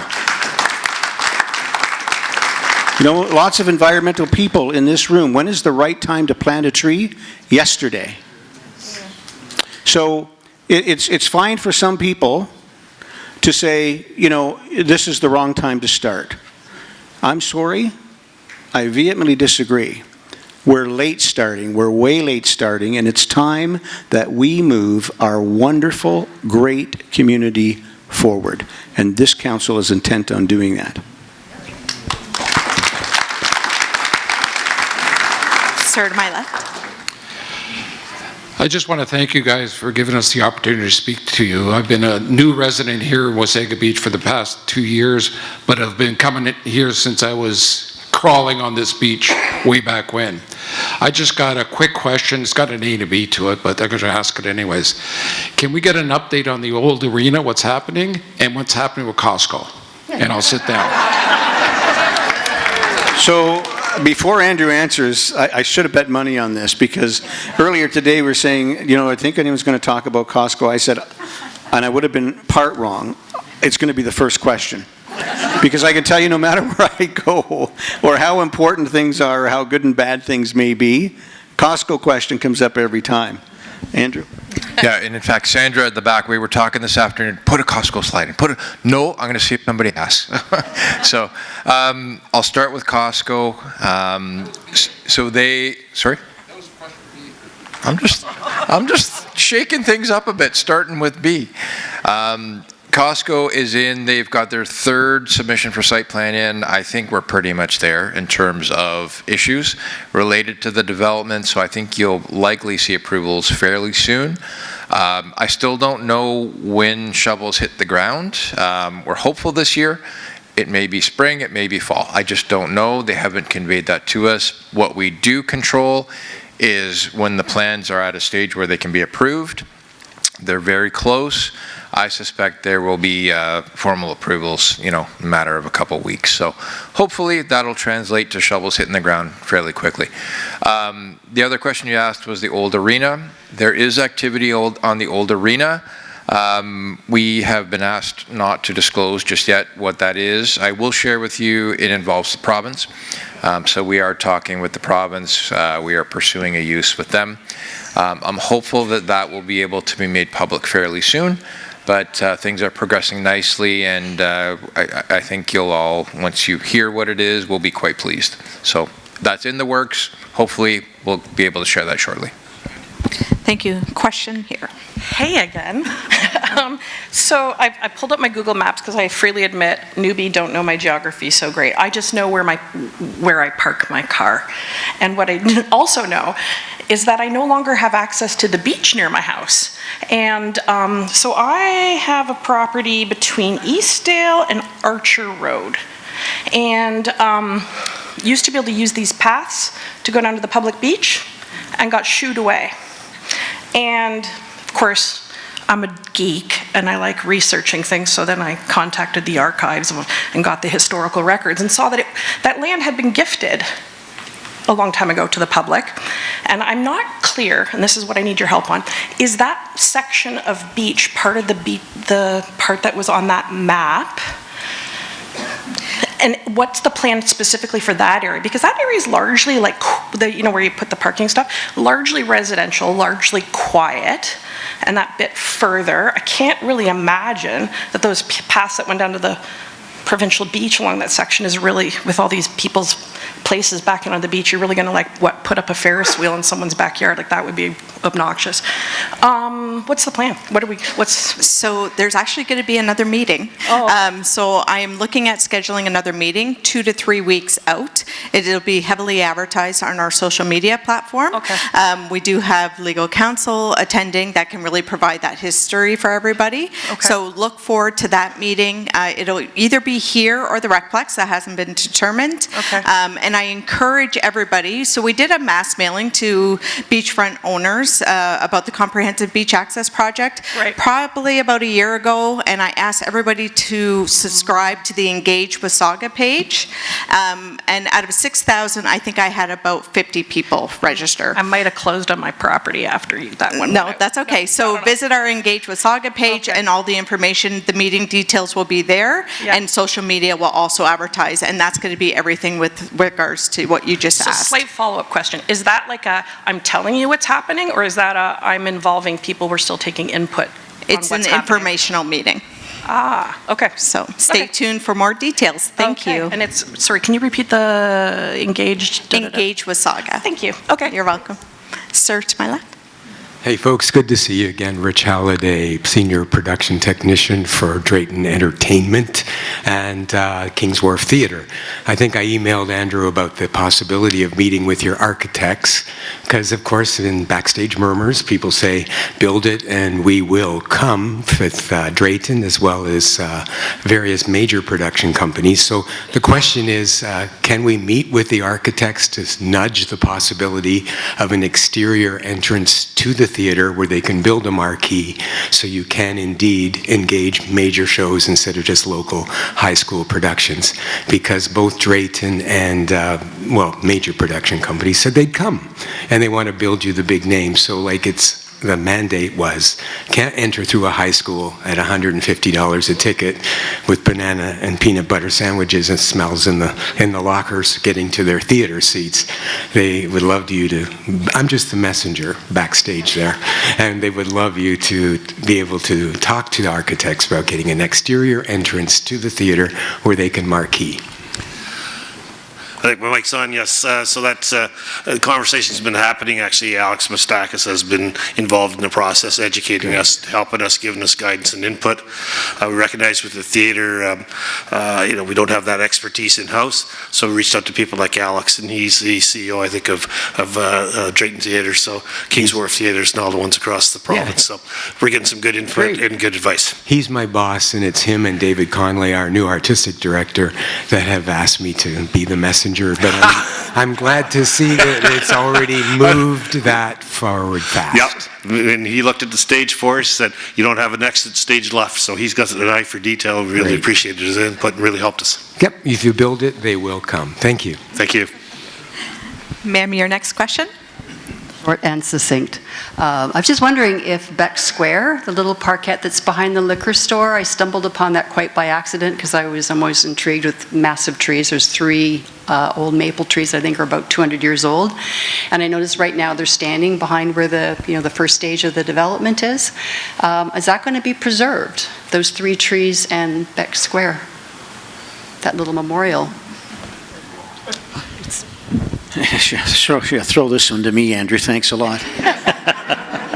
I know the trees you're talking about. I watched those trees grow, or they watched me grow, one or the other. They watched you grow. And Beck Square is a very important part of our community. As you know, our very first reeve of our community was Mr. Beck, and a big part of this municipality. As we work through those lands still with the developer, and also working, the developer is working or attempting to work, I believe, with Brewers Retail and the LCBO. We'll get more information on that, but we know how important that Beck Square is to our community. And as you can see from the history that Stonebridge has placed on the hoarding, he clearly understands the importance of that history as well here. And so I'm confident something will be done there. I'm not sure what exactly at this point. I don't think any of us are, but it's something we're looking at and we're talking about. Okay, thank you. Frank, triple booked today, and one of the people I was booked with wanted me to ask a question. I think I know the answer, Andrew, but I'm going to ask anyway. The point, the park, what's the limitation of any building on that land that belongs for now to the province? Again, part of the exercise will be determining limits of new development. The point specifically, part of that is actually called an area of natural significance. So there is actually a protected area that's actually in our plans, in our official plan. So that's likely to be a no-go zone. So I would anticipate the area we're looking at is probably the parking lot area. Again, we're going to try and preserve dunes and natural areas as much as possible. But again, that's what this process is all about, and we'll figure that out together. Oh, good. He won't be angry with me then because I gave him an answer. I just wanted to make sure. Thank you. Okay. Hopefully that was the right answer. If I can turn this down. Oh, yes. Hello. I have a simple question, and sorry, a little nervous. Why don't we have lifeguards? I've gone to beaches all over the place, and I see people doing such stupid things out there on all the beaches.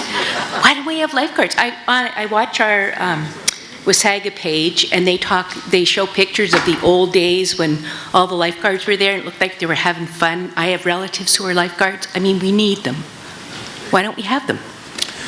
It's an excellent question, and for many, many years, Wasaga Beach had lifeguards. As a matter of fact, if any of you know where Santa Fe Cottages is, take a look out in the backyard there. I'm sure Art and Brenda would be more than happy, because they're quite proud of it, to show you all of the artifacts that they have of Wasaga Beach. One of the lifeguard stands is in his backyard.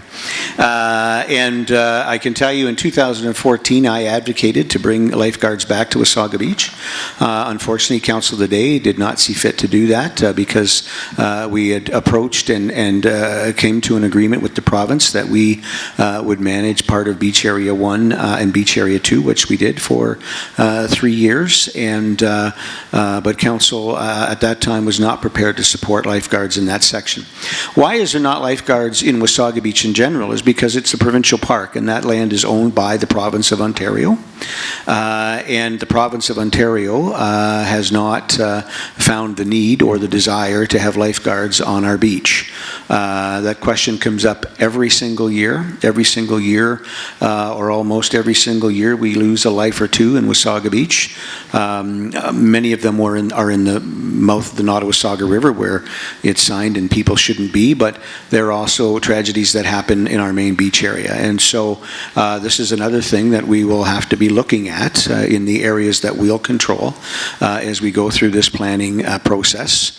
And one of the things that I'll be recommending as mayor to council is that we really look at least the areas where we control that we consider having lifeguards again. And as a matter of fact, when we created the Main Street Market, the little trailers, several years ago. We also had the fellow who created those for us, Gary Sawatsky, who is the developer and part owner of Skull Island. He actually had modeled for us some lifeguard stands that were similar to what you'd see on Baywatch, or I don't know how many people here even remember Baywatch, but because we thought that, you know, what a great thing to have in Wasaga Beach. Unfortunately, that didn't come to be. So it's something we need to look at. It's an excellent point. I strongly believe that, you know, if we only save one life, it's a small price to pay. And I support that 100%, but that will be entirely up to council of the day when that decision needs to be made. But glad you brought it up because when I mention it to council in this planning process, they'll be able to remember that you brought it up, not me.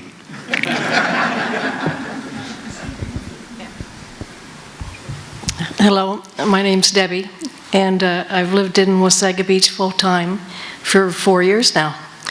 And in the last 2 years with the new council, I've seen a lot of fantastic changes, and I congratulate you on all your achievements. Now, this question is for Andrew.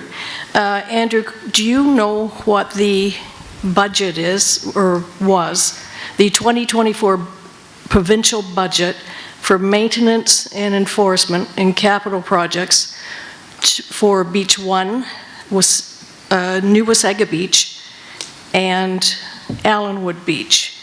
And the reason I'm asking this is because I think that we should know what that budget is before deciding to take over those lands. Because I, as a taxpayer, I don't want to see an increase in my property taxes. Half of all the people that live in Wasaga right now are senior citizens on fixed income. We cannot afford to pay any more money. And yes, I'm in full agreement of improving, you know, washrooms and boardwalks, but maybe a better route would be to allow, to get the province to give us more money, or to put more, for the province to put more money into Wasaga Beach, instead of us taking on this enormous responsibility. So, let me start by saying, I think the province recognizes the best people to chart a course for your future are all of you and the municipality, because we're closer to it. When the Premier was here, he spoke about the vision of our community, the vision of our council and mayor. He loves what he's hearing, and I think what they're saying is they want to get out of our way and allow it to happen. The finances, how we pay for everything, is all part of the process we're going to be looking at. I showed you the parking as an example, that there's a revenue stream that comes with this transfer. There are over 1,000 parking spots there that will be generating revenue. Whatever their budget is, and we'll be looking into all this, I will say it wasn't enough. That's pretty darn clear, because the place has been run down for 50 years. So you also need to look at macro. What's the value of this land that's being transferred to us? I actually reached out to a local brokerage and asked them to give me ballpark. We're talking in the neighborhood of $80 million that this is the value of this land. And we're not going to develop it all for residential and mixed use. There will be parkland, there will be parking, etc. And we're going to figure out what that plan is. But if we can unlock a fraction of that value, we have an opportunity to set this town up financially for success for generations to come. So this is an amazing opportunity for us. We're going to do it right. As part of the team that we're bringing in, there will be economists on the team, there will be financial advisors, there will be people that will show us, once we figure out what we want to see happen there, how to make it happen, how to leverage financial dollars from the province, how do we unlock value to pay for this so that it's not a drain on the taxpayer. So, and don't forget also, if we do this properly, we're building assessment base back into this community that will pay more. So again, I would encourage you to be part of the process. What you're flagging, I'm not disregarding, because you're right to be raising these questions, and that's one of the things that we're going to hoping to get out of this plan is the financial, the implementation strategy. We have to do all of that. So it's important we do that, but I'm not afraid to take this on. This is an incredible gift that the province is giving to us. It's now up to us to figure out how to leverage this and turn it into something amazing that's financially sustainable for this community. Well, I'd just like to comment that there are currently 864 parking spaces at Beach 1, according to the town clerk. So after the development, there will not be any parking spaces there. So how do you intend to raise parking revenue just from Beach 1? So why would you assume that there would be no parking? Because I don't see any parking on any of the diagrams. So again, we haven't drawn, oh, sorry, you're talking Beach 1. Beach 1. Sorry. So we've been very clear, Beach 1, we need to build a structure at some point. We've already identified a potential location, Spruce Street parking lot. There will be a time when a parking structure needs to be built there. That's the natural evolution of beach towns. We have an idea of how to finance something like that. So that, again, we're not at the stage where we need to pull the trigger on that, but we're going to start planning for it. We're going to start planning to make more efficient use of our land and add value, and that includes parking structures. But again, we're being given Beach Area 1 and Beach Area 2. Again, we need to go out and actually count how many parking spaces are in Beach Area 1 and 2. So that takes the pressure off having to pull the trigger on a parking structure in the short term, because we've got all this parking supply. So again, but you're right to be asking about parking. As part of our plan, there will be a parking strategy that accompanies whatever the vision is. Parking strategy, financial strategy, implementation strategy. The one thing I do know is the province is not just going to say, there you go, there's your plan, good luck. They've said to us they will be there to help make it real. So I fully anticipate once we've got our plan and we identify, here's the first thing we want to make happen, if we need provincial help, we've done a pretty darn good job at lobbying the province. I think we're well over $200 million in investments over the last 2 years. So we're not going to be shy about asking for more money. So, but again, your questions are bang on. Well, I do thank you for your time, and I really do appreciate all the achievements of council. And you too, Andrew. Thank you. And thank you. And I think it's important. I think it's important to add that the diagrams you see, what it doesn't show, for example, the hotel and the ancillary hotel buildings, there is underground parking below that of about 400 spaces. So although those spaces aren't going to be above ground, they are going to be about 400 spaces below ground. And the other thing to remind people of, when we talk about Beach Area 1 currently, for the town's redevelopment that we're currently working on, we talk about Spruce Street to 3rd Street.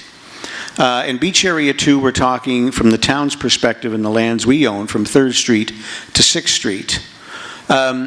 When we talk about what's happening now in our relationship with the province, Beach Area 1 then expands from Spruce Street all the way to the mouth of the Nottawasaga River, which that area alone currently in that area, we counted roughly today, was about 650 parking spaces there. And in Beach Area 2, it's probably very close to that as well, from 6th Street to 12th Street. So there's a lot of parking there. There's a lot of revenue there. The Provincial Park in Wasaga Beach, I can guarantee you, does not spend as much money in Wasaga Beach in maintaining our beachfront and our parks as they make in revenue currently on the parking in Wasaga Beach. I don't know what they do with it or where it goes or how they use that, but I'll leave that up to the will of the province. It's their money and it's their revenue. So we're quite confident that the revenue that will come in from the parking alone will cover the maintenance that's required. And you know, the other thing it's important to point out, the province in this transaction has made it very clear that the only condition will be that the beachfront always remains public.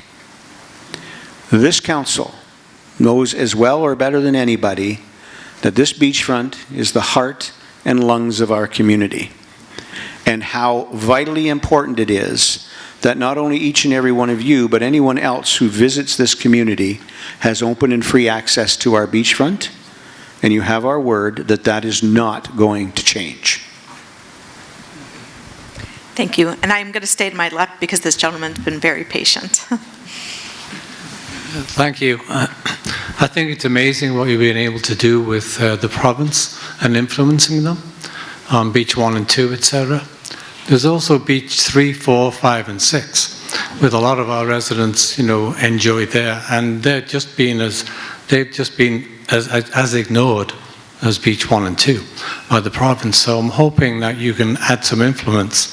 I'm optimistic you can add some influence in these bi-weekly meetings you're having to get those beaches improved and get those garbage cans, old drums changed, and get the picnic tables renewed, hopefully.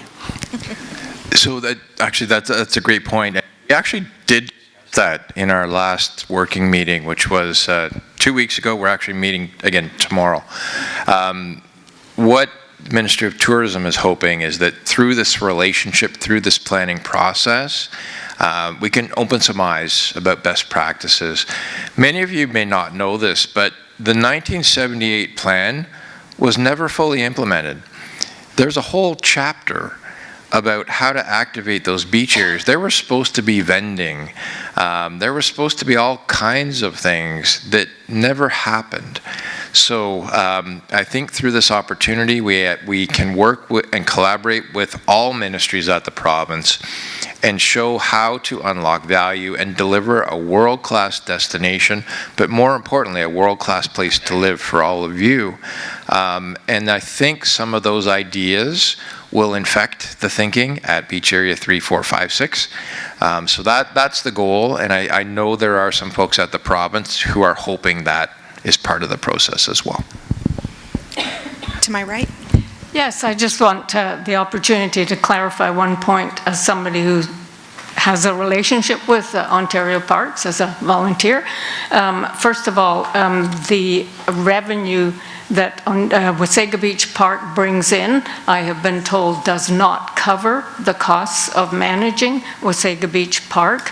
And in fact, it goes into a provincial pot, but Wasaga Beach Provincial Park gets more back from the province than what they put in. So I have been told this by officials.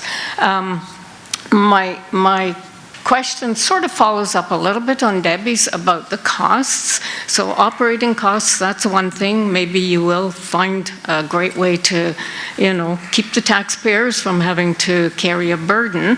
But after the deregulation process, according to the proposal, the town then has to purchase the lands. Now, you mentioned $80 million worth of land. Where's the money coming from to purchase this land? We're not purchasing it for $80 million, I'll tell you that much. So the line that the land will be purchased My assumption is it's a $2 purchase or a $1 purchase. Quite frankly, we don't know the details of what that means yet. We have been very clear in all our discussions at every level with the province. We have no money to buy this land. So if you're selling it to us, whatever I've got in my wallet, and I don't have much in my wallet, that's about all we can afford to pay. Thank you. Sir? Hi, just another quick question. Can we get an update what's happening with the school here next door as far as construction and timing and what have you? Absolutely. I was going to put a slide in on that too, and here you are. Is Trevor? Where's Trevor? There he is. He's like a plover. We found you. Maybe you could give a quick update on where we're at with the school. Sure. So about a month ago, the Committee of Adjustment approved the minor variance for the parking and other setbacks required for the school site. We are currently waiting on the school board to provide us the second submission of their site plan application. We've already reviewed the first round. We're waiting for the developer and the school board to come in with their site preparation agreement so they can start doing some of the earthworks. And as of this week, we have yet to receive the building permit application for the school. So basically, we've done everything that we can do to forward the school. We're now waiting for the school and the developer to give us the rest of the documents that we can finalize it all up. That's the status. We have 10 more minutes if anybody has a few more questions. Here we go. Welcome, sorry, not my meeting, it's your meeting. I'm one of the token seasonal residents. I'm second generation. I hope to pass on the property onto my family as well. And I'm a little disappointed that there aren't more of us here tonight because there's a lot of great information that I'm hearing for the first time, and I'm somewhat disappointed at the fact that we're so far, sort of the train has left the station. So I'm wondering, is there a possibility to perhaps have some virtual component to some of these future public meetings?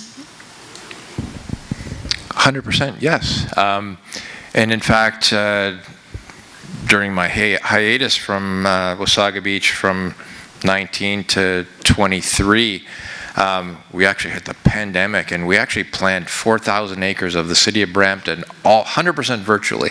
It's actually a really good tool to use to engage the community. So we can look at incorporating that in part of the process, because I think that could make it a little easier for seasonal residents to be part, particularly after the summer season when you're back in the city. So absolutely, we'll look to incorporate some of that virtual as part of our planning process, so that it's not just year-round residents, but also seasonal can have a voice in shaping the future of this key area of Wasaga Beach. Oh, yes, please. Hi, you mentioned the provincial funding for the master planning process that's going on, and I think the RFP that's out now is for Beach 1 and 2, correct? So I was just wondering if you were expecting to do, if the master planning for Allenwood, New Wasaga, and the other parts of the beach, if that would be something that would happen later, or if it's already begun, or? So there's really no development potential in Allenwood and New Wasaga. That is really just ensuring we maintain a pristine beach, etc. So the redevelopment opportunity is Beach 1, Beach 2, and the area around that. So the focus of the RFP is really from the mouth of the river to 12th Street. That's the core of the RFP. But again, we're going to have a fuzzy line around the outside. We're not going to be shy. If we've got great ideas that perhaps cascade over into Blueberry Trails or in that area, we're not going to be shy about trying to incorporate great ideas outside that tiny little area. Thanks. Okay. Thank you. And we'll take one more question, and then we'll have Mayor Smith leave us with some closing remarks. This is just a suggestion. I worked for Niagara Parks for a number of years, And also, I see it at King's Wharf, you don't have to have your parking at the attraction. You can build your parking away and you can shuttle the people to and from. So it might be cheaper and easier than trying to accommodate it in a very congested area. 100% agree. Go to any great beach town, you will typically find free shuttles of some sort. Go to Boston Pizza and look on the wall.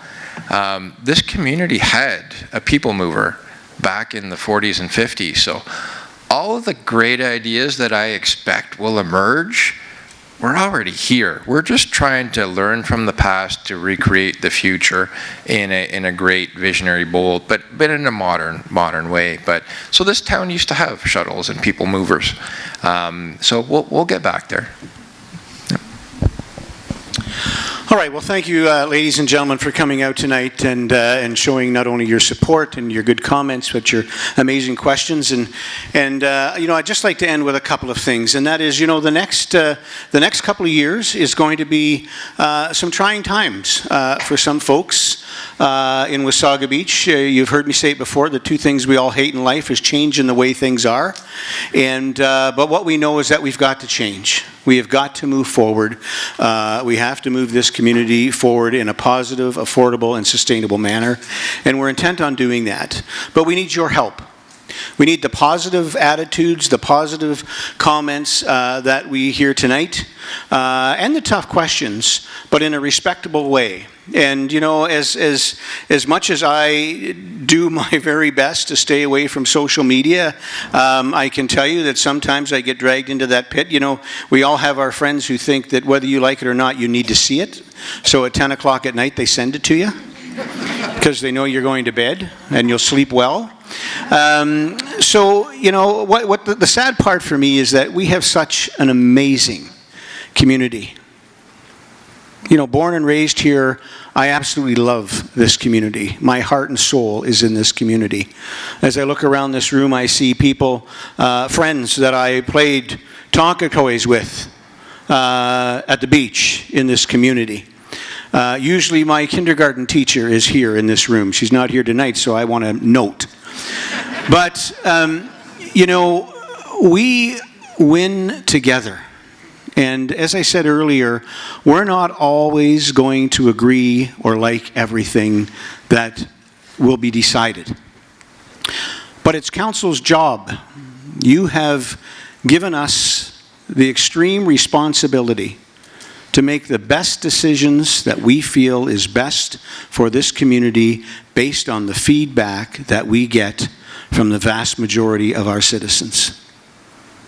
And, this room tonight, as a gentleman asked, a show of hands, who's happy with what they see? If you looked at it from this side, it was pretty darn positive. And as your mayor, I am out in this community just as your members of council are each and every day, talking to people, the phone's ringing, the texts are coming in, the emails, and I can tell you that it's 99% positive. And so, if we want to attract people to Wasaga Beach, not just tourism, but people to come here, good folks to come here like we've seen many tonight, who have come here in the last year or two, to call this wonderful community their home, then I think we all have a responsibility to uplift our community, to rise above all of the discord, to be able to agree to disagree on things without disliking each other for it. And I can tell you that I could not be more proud of the job that this council has done to this point. I am blessed to have a great council as your mayor, and we are blessed as a council to have an amazing staff. And not just here at the leadership level, not just here at the leadership level, but at every level, right down to the folks who are cutting the grass, who are sweeping the streets, who are picking up garbage, who are looking after bylaw issues. And we're not perfect. And I've said it many times, the one thing I can guarantee you tonight is we'll make mistakes. But we'll own up to them, and we'll correct it. And together we can work to make this community the absolute best place in the world, as I believe it is today, to live, work, to learn, and play. So thank you for your time. Make sure you share this information with your friends, with your family. Encourage other residents and people you know who may be part-time residents to get more involved, to reach out to the town. And when you read things and hear things, whether it be on social media, whether it be at simcoe.com, because I can tell you the media doesn't always get it right either. If there's a doubt, if you have a question, reach out to the town of Wasaga Beach. I'll end with this once again. You may not like what we're telling you, but you have my word and this council's word and these people that work every day to make your life the best it can be. It's going to be the truth. Thank you so much, folks. Have a great night. It's hard to get by, just to call a smile.